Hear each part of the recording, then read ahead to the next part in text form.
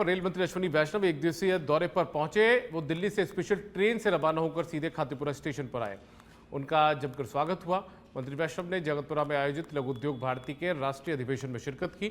लघु एवं मध्यम उद्यमियों को प्रोत्साहन देने संबंधी योजनाओं और रेल मंत्रालय की पहल पर चर्चा इस दौरान की गई। उप मुख्यमंत्री प्रेमचंद बैरवा और कैबिनेट मंत्री राज्यवर्धन सिंह राठौड़ भी कार्यक्रम में मौजूद रहे। और सूचना प्रौद्योगिकी के क्षेत्र में अभूतपूर्व काम किए जा रहे हैं। वहीं राजस्थान में माननीय मुख्यमंत्री श्री भजनलाल शर्मा जी के नेतृत्व में युवाओं को कौशल आधारित, नवाचार केंद्रित और भविष्योन्मुखी शिक्षा देने के लिए बहुत ही शानदार काम कर रही है। हमारा लक्ष्य केवल डिग्री देना नहीं बल्कि दक्षता और नवाचार को बढ़ावा देना है। हम चाहते हैं कि राजस्थान का युवा सिर्फ नौकरी खोजने वाला न हो बल्कि नौकरी देने वाला बने। स्टार्टअप और इकोसिस्टम में प्रतिस्पर्धा का एक हिस्सा नहीं बल्कि लीडर बने। इसी दिशा में हमने कई महत्वपूर्ण कदम उठाए हैं। प्रदेश के प्रमुख तकनीकी संस्थानों में एआई और 3D प्रिंटिंग जैसे फ्यूचर ओरिएंटेड कोर्सेज भी शुरू किए हैं और राज्य भर में अत्याधुनिक प्रशिक्षण केंद्र और खेल संकुल विकसित। खातीपुरा एक बहुत बड़ा मेगा मेंटेनेंस टर्मिनल बन रहा है। यहाँ पर जो फैसिलिटीज़ डेवलप हुई हैं उसमें वंदे भारत की मेंटेनेंस हो, दूसरे जो कोचेज़ हैं उनकी मेंटेनेंस हो, वो सब एक बड़ी अच्छी मात्रा में बहुत बड़ी संख्या में किया जाएगा। इससे बहुत इकोनॉमिक एक्टिविटी यहाँ पर होगी। साथ ही साथ और निर्णय लिया गया कि जोधपुर से दिल्ली वंदे भारत, जिसका कुछ समय पहले डिक्लेयर किया गया था, उसकी सारी तैयारी करीब करीब पूरी हो गई है। बहुत जल्दी वो चालू होगी। वैसे ही बीकानेर से दिल्ली वंदे भारत वो भी जल्दी चालू होगी। जैसलमेर से दिल्ली एक ओवरनाइट एक्सप्रेस की शुरुआत करने, जिससे कि जैसलमेर की समृद्ध विरासत और लोगों तक सभी को जैसलमेर तक पहुंचने का एक अच्छा साधन मिले, कनेक्टिविटी मिले, उसका भी एक नया प्रयास किया जाएगा। साथ ही साथ ये भी निर्णय लिया गया कि लघु उद्योग भारती के साथ मिलकर 5000 नौजवानों को इलेक्ट्रॉनिक्स मैन्युफैक्चरिंग में ट्रेनिंग का एक प्रोग्राम आरंभ किया जाएगा। जयपुर के सभी निवासियों से एक निवेदन भी किया है आज कि जयपुर में हमारे बहुत सारे जो स्टेशंस हैं, उन स्टेशंस के नाम में क्या हम जयपुर नाम जोड़ें, जिससे कि बाहर से आने वाले यात्रियों को उनको भी एक जान के आसान अच्छे तरह से जान सके। एग्जाम्पल के तौर पे जैसे गांधीनगर है तो क्या उसे जयपुर गांधीनगर का नाम दिया जाए, जिससे कि गांधीनगर ये गुजरात का है या राजस्थान का है। डूंगरपुर के वीरबाला कालीबाई बालिका छात्रावास दोबड़ा की छात्राएं अपने अभिभावकों के साथ टीएडी उपायुक्त कार्यालय के बाहर धरने पर बैठी। छात्राओं ने वार्डन बसंती देवी आहारी पर मारपीट और अनियमितता का आरोप लगाते हुए 7 दिन पहले जिला कलेक्ट्रेट में शिकायत दर्ज करवाई थी। आज हॉस्टल पहुंचने पर वार्डन ने उन्हें प्रवेश नहीं दिया। 2 घंटे के धरने के बाद प्रधानाचार्य प्रदीप सिंह की समझाइश पर छात्राएं घर लौटी। टीएडी ने अभी तक कोई जांच कमेटी नहीं बनाई है।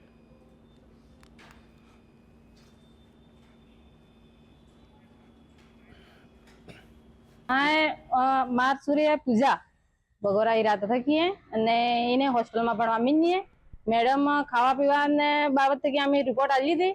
आम अ कि मैडम कलेक्टर कोई अमने निकाल नहीं मिल आम 5 साल दौड़ा हॉस्टल की। तो आम गेट मेन गेट भी बंद कर दी दो। मेन गेट जिम तिम कर खुला जा, फिर मेन गेट माँ वाला बंद कर दी दो, ताव लॉक कर दी दो। पूरी सूर्य माँ वाली माँ रहेगी, बढ़ने वाली बढ़ने मैडम माँ फेवा दी दी सूर्य ने। सूर्य कोई बांधने बात करते थे तो माँ वाली मैडम सूर्य बांधने वाले बात नहीं करवा दी थी।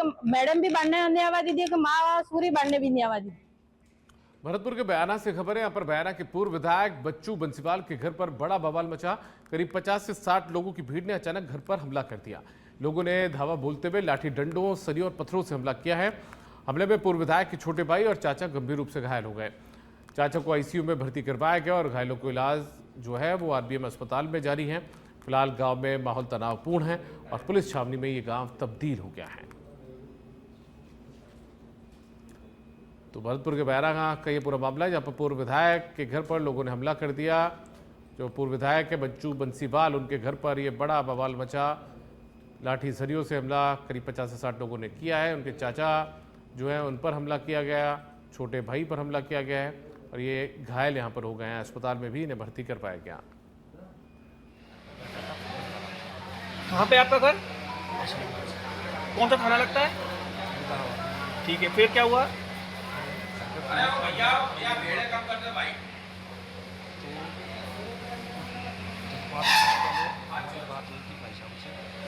भाई साहब कौन? ठीक है। कहाँ बैठा खाना खा रहा हूँ, मैंने खेत में जाऊँगा, मैंने कि बाहर का। बीकानेर के गंगा शहर थाने के सहायक उप निरीक्षक एएसआई अरुण मिश्रा को एंटी करप्शन ब्यूरो एसीबी ने रंगे हाथों गिरफ्तार किया है। आरोप है कि वो थाने में दर्ज मारपीट के एक मामले को सुलह कराने के नाम पर रिश्वत मांग रहे थे। पकड़े जाने के समय आरोपी के पास से 10,000 रुपए बरामद किए गए। ये कार्रवाई डीआईजी भुवन भूषण यादव के निर्देशन में और एसीबी टीम के प्रमुख आशीष कुमार के नेतृत्व में की गई। जांच टीम फिलहाल घटना के घटनाक्रम और संभावित साथी आरोपियों की पड़ताल कर रही है। तो एसीबी का बड़ा एक्शन यहां पर देखने को मिला है, जहां पर गंगा शहर थाने के एक एएसआई को रंगे हाथों पकड़ा गया है। इसी मामले को रफा दफा करने की एवज में 10,000 रुपये की रिश्वत ये आरोपी एएसआई ले रहा था, इसे रंगे हाथों पकड़ा गया। एएसआई अरुण मिश्रा की ट्रैप की कार्रवाई की थी।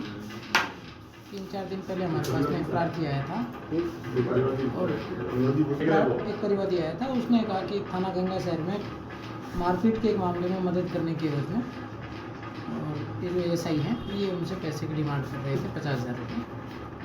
फिर उनका 10,000 रुपये में मामला सेटल हुआ और आज उसके अनुसरण में ट्रैप का आयोजन किया गया और उनको सब ट्रैप कर लिया गया। फिर पूरा मामला क्या है? मारपीट का मुकदमा नहीं, कंप्लेन थी परिवादी की। मेरे से अरुण जी मिश्रा जी ने 50,000 की डिमांड की थी। क्या मामला क्या है? मामला ये था, मनोज सोनी है जो पहले यहाँ रहता था, अभी नौकर रह रहा है, और उसमें मेरा कोई हिसाब था बाकी, तो उसका चेक भी मेरे पास पड़ा है और वो मेरे को गोगा गेट पे मिला था। कई टाइम से नहीं मिल रहा था, 2-3 वाले भी बुला दिए थे मेरे को। वो वाला बुलाने के बाद वो मेरे को मिलना बंद कर दिया, तो मैं कई टाइम से उसको फ़ोन कर रहा था, वो मेरे को नहीं मिल रहा था। मेरे को गोगा गेट पे मिला, उसको मैं लेके आया घर पे, खाना खिलाया। खाने के बाद वो सुबह उठ के चला गया, फ़ोन मेरे पास छोड़ गया। मेरे को जाके धमकी देनी शुरू की कि मैं मुकदमा करूँगा तुम्हारे पे, गुलाब जी पे, श्री राम जी पे, तीनों आदमियों पे मुकदमा करूँगा और तुम लोगों ने मेरे साथ गलत काम किया है। तो वो फिर यहाँ गंगा शहर थाने में बोला कि मुकदमा करूँगा, नौके से आके गंगा शहर थाने में। तो मैं अरुण जी मिश्रा के पास आया, मैंने उनको बोला कि ऐसी सी बात है। तो उनके पास कोई का फ़ोन आया, महावीर दुपड़ है, उनका फ़ोन आया अरुण जी मिश्रा के पास कि गौरी शंकर पर मुकदमा करो। तो उस टाइम मौजूद मैं उनके पास ही खड़ा था। तो अरुण जी मिश्रा जी ने मेरे को बोला कि तुम्हारे पे कार्रवाई होगी, तुम फटाफट जाके 50,000। बांसवाड़ा से खबर है, यहाँ पर चाचा कोटा रोड पर दिन दहाड़े लूट की वारदात हुई है। बाइक सवार 3 बदमाशों ने इस वारदात को अंजाम दिया। एक युवक और 2 युवतियों से लूट हुई। विरोध करने पर चाकू से उन पर हमला कर दिया गया। एक युवती को हाथ पर गंभीर चोटें भी आई हैं। एक युवक और 2 युवतियों से लूट का यह मामला सामने आया है। खबर झुंझुनू से, यहां पर एक बड़ा हादसा होते हुए टल गया। वार्ड 45 में जर्जर हवेली जो थी वो अचानक से ढह गई। यह हादसा सीसीटीवी कैमरे में कैद हुआ है। गनीमत यह रही कि हादसे के वक्त यहां पर कोई मौजूद नहीं था। मुख्य रास्ता पूरी तरह से मलबे से भर गया। इस मालिक को 8 बार नोटिस देने के बाद भी, यानी कि भवन मालिक जो था, हवेली का मालिक, उसको 8 बार नोटिस देने के बाद भी उसने कोई कार्रवाई नहीं की, यानी कि ना तो मरम्मत करवाई, ना ही इसे ढहाया। ऐसे में नगर परिषद की लापरवाही पर भी अब गंभीर सवाल उठ रहे हैं।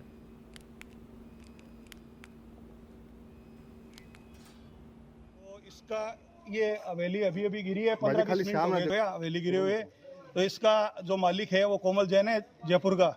तो उसको अभी तत्काल में 5-6 महीने से उसको सूचना दे रहे थे और ये हवेली की अभी थोड़े कार्रवाई चल रही थी इसको गिराने की, वो बीच में ही छोड़ गई और ये अभी 15-20 मिनट जस्ट पहले हवेली गिर गई। इसके नगर पालिका में भी नोटिस निकले हुए हैं 3-4 उसको, और तकरीबन हो गया 6-7-8 साल हो गई इसको सूचना करते हुए। कोई नोटिस ना तो नोटिस लेता है, क्योंकि यहाँ का है ही नहीं ये। वो तो मालिक तो रहता है जयपुर।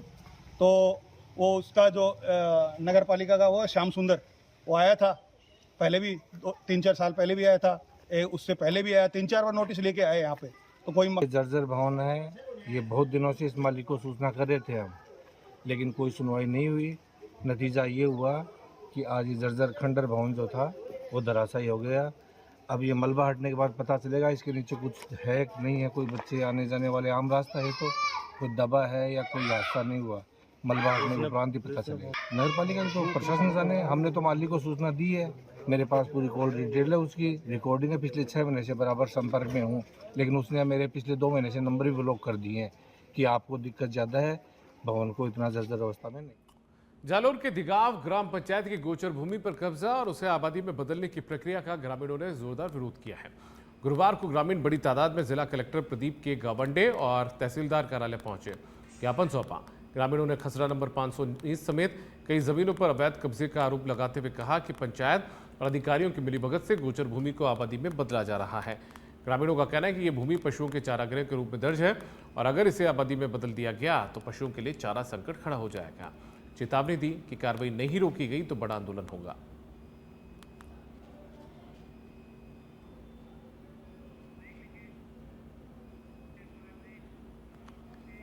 झुंझुनू के गुड़ा गौड़जी से खबर है, टीना मेघवाल हत्याकांड मामले में 80 घंटे बाद भी शव का पोस्टमार्टम नहीं हो पाया। परिजनों और प्रशासन के बीच अब जाकर सहमति बनी है। गुड़ा अस्पताल मोर्चरी के बाद 4 दिन से धरना चल रहा था। मेडिकल बोर्ड ने अब पोस्टमार्टम किया है, शव परिजनों को सौंपा है। पुलिस ने एक आरोपी को भी गिरफ्तार किया। इस संदिग्ध जो है वो डिटेन किया गया। क्षेत्र में 4 दिन पहले एक महिला की लाश मिली थी, जिसका फिर जानकारी करी तो वहीं पास के गांव की निकली और अज्ञात के खिलाफ परिवारजनों ने रिपोर्ट दी, जिस पर मुकदमा दर्ज कर लिया गया। उसके बाद एक आरोपी और एक संदिग्ध जो मेन सस्पेक्ट था उसको भी पुलिस ने अपना प्रयास करके अभी डिटेन किया हुआ है। आज परिवारजनों ने पोस्टमार्टम करने पर सहमति बनाई। उन्होंने अपना कोई मांग पत्र दिया है जिस पर कार्रवाई प्रारंभ कर दी गई है और पोस्टमार्टम की प्रक्रिया पूर्ण हो गई। जैसलमेर की ग्राम पंचायत लाठी के सामने आज ग्रामीणों ने प्रदर्शन करते हुए 10 मिनट का धरना दिया। ग्रामीणों ने पंचायत के विकास कार्यों पर गंभीर सवाल उठाते हुए कहा कि जांच के बिना भ्रष्टाचार उजागर नहीं होगा। ग्रामीणों ने पंचायत प्रशासन और उच्च अधिकारियों को 10 दिन का अल्टीमेटम देते हुए साफ कहा कि अगर तय समय सीमा में जांच शुरू नहीं की गई तो बड़े स्तर पर आंदोलन करेंगे। ग्रामीणों का आरोप है कि ग्राम पंचायत में किए गए अधिकांश विकास कार्य सिर्फ कागजों में पूरे दिखाई गए हैं, जबकि जमीनी स्तर पर हालात बिल्कुल अलग हैं। कई कार्य अधूरे पड़े हैं और भुगतान पहले ही उठा लिया गया। धरने के दौरान बड़ी तादाद में ग्रामीण मौजूद रहे।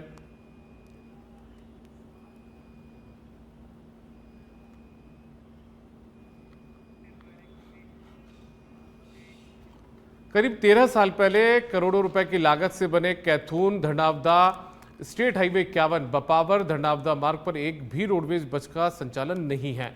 लोक परिवहन बसों के अलावा इस मार्ग पर यातायात के लिए कोई दूसरा साधन नहीं है। रोडवेज बसों का संचालन नहीं होने से विशेष मौके पर महिला यात्री जो होती हैं उनको राज्य सरकार की निःशुल्क यात्रा और किराए में रियायत का बिल्कुल भी लाभ नहीं मिल रहा। गांव के ग्रामीण जो है उनकी तरफ से कई बार रोडवेज बस संचालन की मांग की गई, लेकिन जिम्मेदारों की ओर से जनता की समस्या को दरकिनार किया गया है।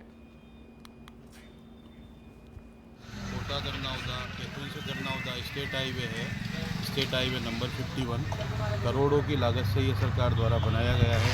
टोल रोड है, इस पर टोल भी वसूल किया जाता है।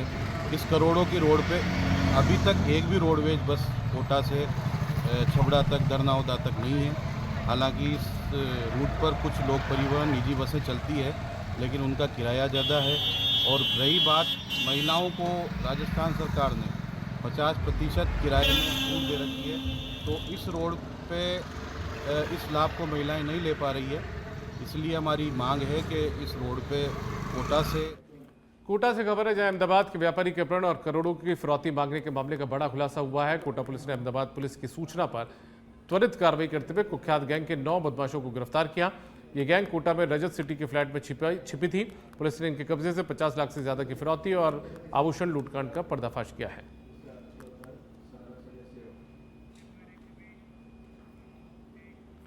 भीलवाड़ा के काछोला से खबर है, काछोला पारोली चैनपुरा पुलिया पर हादसा हुआ है। बाइक सवार 3 युवक बनास नदी में बह गए।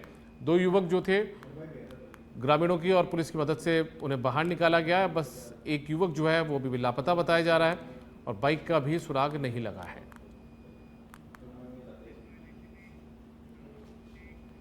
हनुमानगढ़ से खबर है, अवैध ब्रांच खोलकर रात्रि में शराब बेचने का मामला सामने आया। आक्रोशित वार्ड वासियों ने चक्का जाम किया। आबकारी विभाग पर वार्डवासियों ने मिलीभगत के आरोप लगाए हैं। कहा कि कुछ दिन पहले ही एक घटना ने रिश्ते तार-तार किए थे। एक जने ने अवैध ब्रांच से शराब पीकर एक मासूम से दुष्कर्म कर हत्या कर दी थी। हालांकि उसी दिन आबकारी विभाग ने अवैध ब्रांच को बंद करवा दिया था। इस प्रदर्शन की सूचना मिली तो टाउन थाना पुलिस मौके पर पहुंची। वार्डवासियों ने कहा है कि जब तक अवैध ब्रांच को बंद नहीं करवाया गया तब तक आंदोलन करेंगे।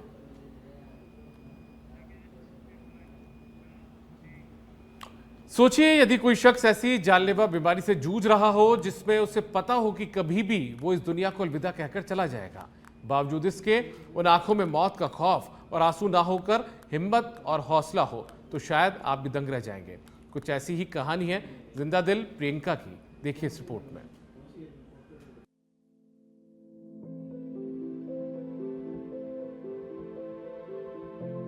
हॉस्पिटल में बेड पर होने के बावजूद चेहरे पर हल्की मुस्कान और अपने हाथ से केक काटकर परिजनों को खिलाने की कोशिश, ये महज एक तस्वीर नहीं है, बल्कि यह है हौसला, यह है हिम्मत और यह है जिंदा दिली।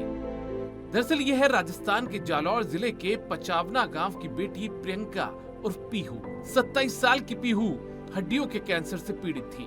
उसे पता था कि वो जिंदगी और मौत के बीच अस्पताल में जूझ रही है, लेकिन उसने कुछ ऐसी ख्वाहिश परिजनों के सामने रखी कि हर कोई दंग रह गया।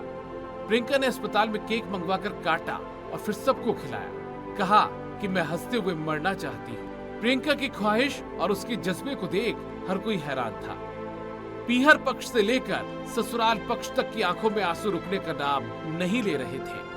अस्पताल का स्टाफ भी देखकर दंग था, क्योंकि बिस्तर पर लेटी और मशीनों में जकड़ी पीहू की सोच ही कुछ ऐसी थी।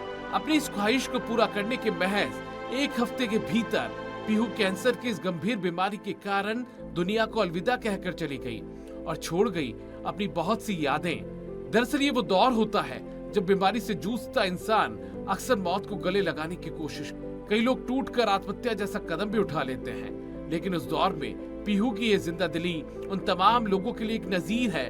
पीहू के इस जोश और जज्बे को हमारा भी सलाम। यूनुस खान, सच में धड़क, जालौर।